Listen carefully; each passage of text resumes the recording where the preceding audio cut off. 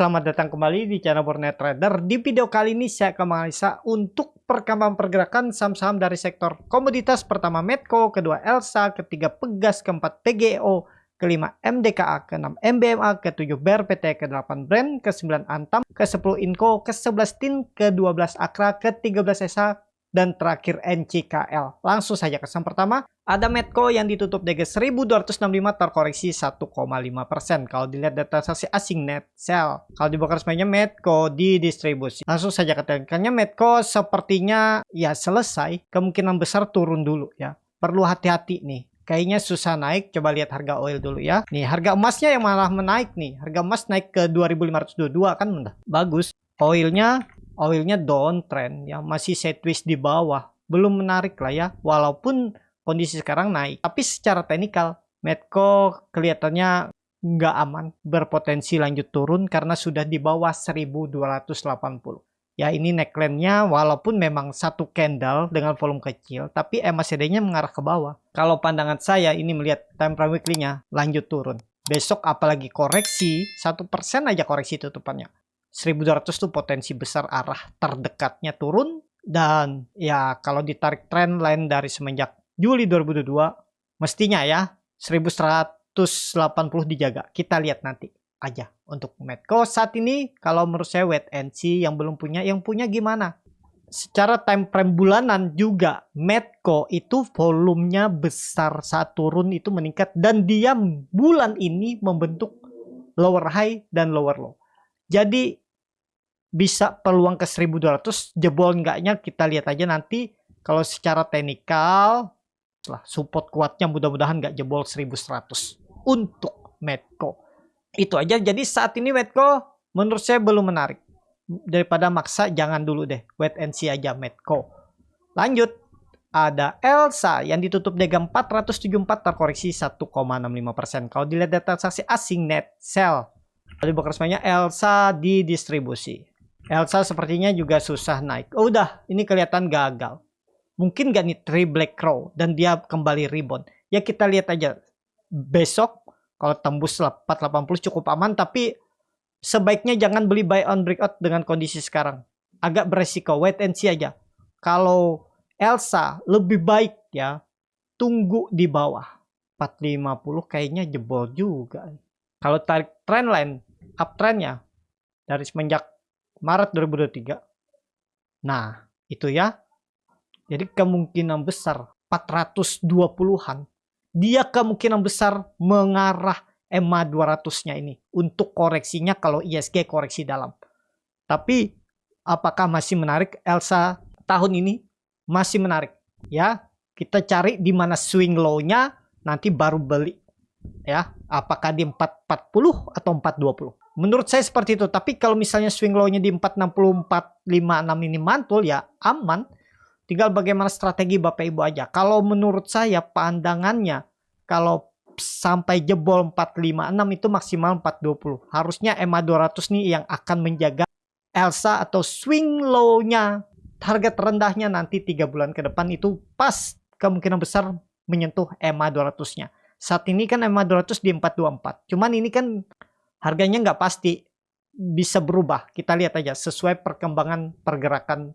Lanjut. Ada Pegas yang ditutup DG 1550 terkoreksi 1,58%. Kalau dilihat data transaksi asing net sell.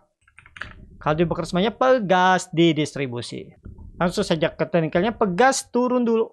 Udah gagal nih, udah gagal naik. Mantul nggak dari 1500? Kita lihat ke depannya. Kita melihat kondisi ISG. Kalau ISG koreksi dalam bisa jebol 1500. Kita lihat dulu aja ya nanti gimana dia di 1500.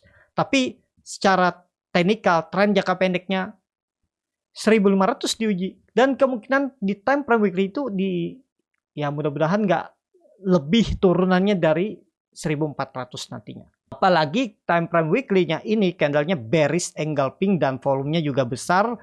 Candlenya menutup penuh candle saat dia breakout. Ya ini bisa dikatakan false breakout. Kemungkinan untuk naik lagi di 1600 susah dalam tren jangka pendek. Mesti turun dulu dia.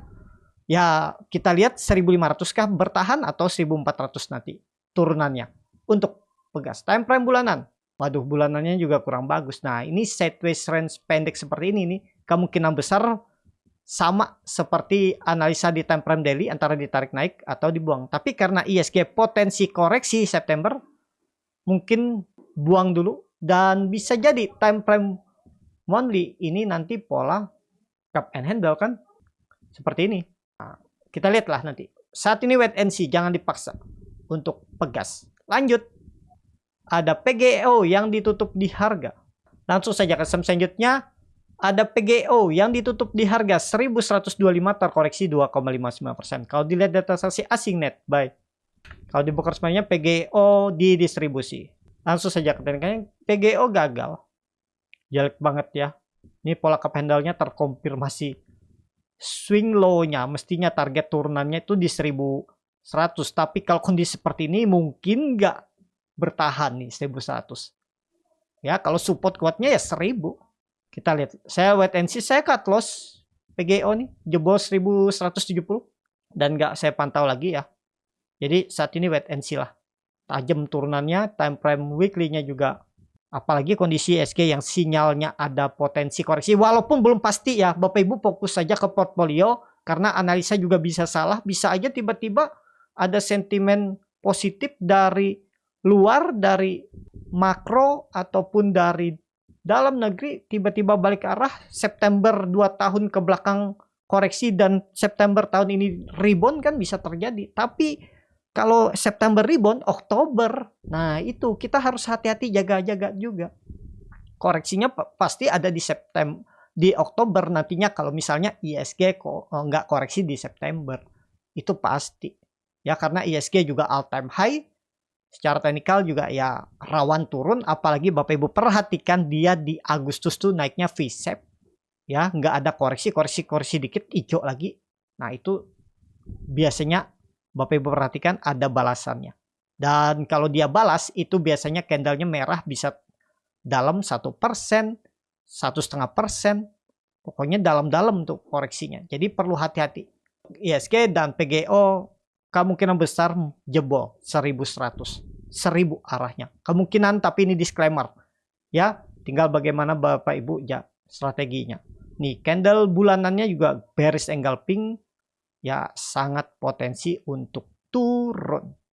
Itu aja untuk PGO. Lanjut, ada MDKA yang ditutup di harga 2400, terkoreksi 3,2%. Kalau dilihat data transaksi asing net buy, kalau dibuka resminya NDKA di distribusi.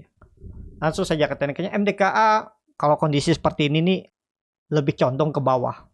Berat kalau dia tiba-tiba balik arah besok ke atas. Ya menurut saya time frame weekly-nya juga kurang bagus, time frame bulanannya juga kurang bagus. Merah lagi ya.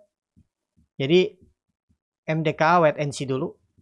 Menurut saya ya, saya juga ada TP udah pas dia jebol 2450, jebol M200-nya tadi saya TP. Jadi belum dulu lah MDKA ya. Kalau dia besok rebound lagi ya itu di luar kendali lah. Lebih condong menurut saya arahnya ke bawah. Wait and see dulu MDKA. Lanjut. Ada MBMA yang ditutup di harga 545, terkoreksi 2,67%. Kalau dilihat data transaksi asing net sell. Kalau dibuka resminya MBMA ada akumulasi walaupun tipis. MBMA nih sepertinya gagal naik, gagal breakout. Ini false, potensi jebol 540-nya. Kita lihat besok. Kalau menurut saya potensi jebol 480 500, kita tunggu di situ aja untuk MBMA. Kenapa? Dia sempat rebound bagus kemarin, malah koreksi lagi kan? Ya tapi kalau besok rebound ya pokoknya ingat aja MBMA kalau besok ini kan penutupan bulan besok tuh.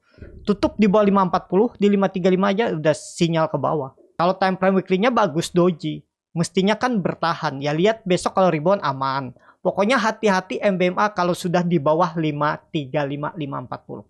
Time frame bulanan 3 black crow sebenarnya bisa rebound, cuman ya itu hati-hati dulu kalau dia turun di bawah 540. Wait and see. Lanjut. Ada BRPT yang ditutup di harga 1140, terkoreksi 4,2%. Kalau dilihat data transaksi asing net sell. Kalau di box resminya BRPT di distribusi. Langsung saja ke tekniknya. BRPT ini masuk dalam rekomendasi saya di grup komunitas YouTube Pro Trader minggu kemarin ya, dan ABMM, tapi ada satu cut loss HMSP, cut loss 3%, tapi diganti oleh ABMM, naik cukup signifikan 2 hari kan, dan BRPT juga naik. Selamat bagi Bapak Ibu yang join di komunitas YouTube Borneo Trader yang pro trader. Itu setiap hari Minggu tuh saya pilihkan saham-saham untuk seminggu. Nah, kalau Bapak Ibu tertarik boleh coba. Kalau Bapak Ibu cocok dengan analisanya bisa join di live trade setiap hari Borneo Trader. Itu ya. Untuk BRPT saat ini ya false. Jebol nggak? Mudah-mudahan janganlah ya. Kita lihat 1080 1100 tuh support kuatnya. Time frame breakingnya candlenya kurang menarik ya. Saat ini wait and see dulu lah. Gimana yang kembali ke atas? Nah ini. Kalau kita mau kondisi ISG uptrend, iya, kadang ada saham yang naik tinggi. Tapi yang seperti ini yang harus kita antisipasi. Karena saya juga ada beberapa saham ketinggalan tuh. BSDE ketinggalan. Saya nggak ngajar atas. Resikonya yang takut seperti ini. Pas beli dia turun. Kemana arah BRPT? Mungkin akan 1100 lagi diujinya. Jadi wait and see dulu BRPT saat ini. Ya, yang nyangkut gimana? Kalau Bapak Ibu sabar boleh di hot. Gimana cara average down-nya? Bapak Ibu bisa tonton video komunitas YouTube Borneo Trader, pilih yang pro trader. Di situ juga ada setiap minggu analisa saham yang berpotensi naik seminggu, dan juga ada video cara average down. Itu menggunakan stock bid. Itu mudah Bapak Ibu pahami dan cocok untuk Bapak Ibu swing yang kerja nggak bisa mantau market. Tinggal berapa kali bisa average down, di situ ada detailnya. Ya, kalau tertarik bisa join. Itu aja untuk BRPT saat ini belum lah, wait and see. Atau lihat besok kalau memang ada buying power, naik lagi beli aja. Cuman terlalu beresiko juga harga sekarang. Jauh dari supportnya BRPT. Lanjut. Ada brand yang ditutup di harga 10.425 menguat 2,2%. Kalau dilihat data transaksi asing net buy. Kalau di broker semuanya brand diakumulasi. Langsung saja ke TNK-nya, brand ini juga dia menjaga harga ya. Kenapa? Takutnya tiba-tiba disuspend lagi, jadi gagal masuk FTSE. Karena sampai tanggal 9 nanti itu harus aman brand nih. Kalau aman baru rilis tanggal 9 September itu yang pasti masuk indeks FTSE. Nah, baru ya. Dan sekarang ya bukan area beli. Target saya kemarin kan 10.000 udah. Di grup Borneo Trader tuh beli dari 8.000, 9.000, habis itu udah follow the trend. Jadi saat ini mungkin nggak masih naik. Bisa aja naik nih sampai 9 September. Tapi naiknya nggak akan tinggi yang seperti histori-histori sebelumnya. Naik dikit kempes, naik dikit biasa kempes. Dijaga lah. Jangan sampai ya kena FCA lagi, tiba-tiba suspend kan. Karena nggak ada yang tahu nih kriteria saham yang suspend tuh seperti apa FCA itu masuknya. Nah itu yang susah dibaca oleh market maker. Jadi market maker ya otomatis akan menjaga harga, nggak mau volatilitas terlalu tinggi. Takutnya ya suspend. Itu ya untuk brand ya saat ini di atas 10.000 aman-aman boleh di hot. Itu aja untuk brand. Langsung saja ke saham selanjutnya, ada Antam yang ditutup di harga 1.410, terkoreksi 2,75%. Kalau dilihat data transaksi asing net sell. Kalau di broker semuanya Antam di distribusi. Langsung saja ke TNK-nya, Antam ternyata dibawa turun. Nggak sesuai analisa saya, false juga analisa saya. Saya pikir minggu ini ditarik naik, ternyata dibawa turun. Jadi gimana nih Antam? Antam disupport. Kita nggak tahu seperti apa besok tiba-tiba rebound, ya bisa-bisa aja. Cuman saat ini, besok itu kan kemungkinan anomali pergerakan. Karena ada rebalancing FNCI. Jadi, Antam wait and see dulu. Kalau ada yang kebeli, ya bisa cuan bungkus besok hijau bisa jualan atau pasang trailing stop kalau rebound. Cuman yang belum punya sekarang di support memang harus dijaga. Time frame weekly-nya koreksi volume kecil. Coba aja kalau Bapak Ibu nekat, ya. Ini kan dia belum jebol support, masih bertahan. Dia cuman jebol area sideways-nya ini. Bisa aja nanti candle-nya besok bullish engulfing. Pokoknya kalau rebound mantap lah Antam. Ya, yang penting jaga support 1.400. Kita lihat aja ya, siapa tahu nih 2 hari ke depan lah. Jumat dan Senin. Kalau tiba-tiba dia jebol Seninnya balik lagi ke atas 1.400 tuh bisa sinyal bagus. Nih, time frame weekly-nya bagus, koreksi volume kecil. Ya mudah-mudahan nggak turun dalam lah. koreksi 1% aja. Time frame bulanan memang nggak bagus, tapi volumenya meningkat signifikan. Coba dilihat ya. Dan dia itu udah mantul dari 1200. Itu dulunya resisten kuat semenjak Juli 2012. Berarti 12 tahun yang lalu. Time frame monthly itu bisa jadi antam pembentukan wave 2. Kalau wave 2-nya nih selesai, mantap lah. Kita lihat aja. Kalau menurut saya, coba aja kalau Bapak Ibu nekat ya. Coba aja. Kalau mau pakai stop loss dulu. Nanti kedepannya beli di bawah sekalian. Atau nanti kalau dia tembus lagi 1400 baru beli. Itu ya. Kemungkinan besar antam tahun ini bangkit dari downtrend channelnya. Ya. Mudah-mudahan kita lihat aja pergerakannya. Lanjut. Ada Inco yang ditutup di harga 3.720, terkoreksi 1,06%. Kalau dilihat data transaksi asing net sell. Kalau di broker semuanya Inco didistribusi. Langsung saja ke teknikannya. Inco saya juga ada stop loss tipis. Ya, beli di 3.800. Stop loss di 3.720. Tutupan hari ini jebol 7.340-nya, ya udah saya cut loss. Ya, lumayan nih. Beberapa hari ini ada beberapa saham yang cut loss juga, tapi cut loss tipis. Tapi ditutup oleh ya ABMM, Toba, terus tadi Cepin. Ada aja yang nutup kerugiannya. Ya itu, yang penting kita punya strategi, punya money management ya. Yang lamsam itu yang babak belur kalau lamsam ya. Makanya di strategi Bornet Trader tuh ya minimal tuh ya 3-4 saham dalam portfolio, jadi bisa dibongkar pasang. Kalaupun ada yang cut loss, yang lain bisa nutup. Nah itu ya, fokus saja ke pertumbuhan portfolio. Ya, untuk Inco jelek kayaknya, belum saatnya. Kemungkinan belum saatnya. Time frame weekly-nya juga nih jelek ya. Lanjut turun, kemungkinan lanjut turun untuk Inco. Ya, kalau tiba-tiba dia rebound lagi besok ya aman sebenarnya. Kalau dia besok bisa rebound aman.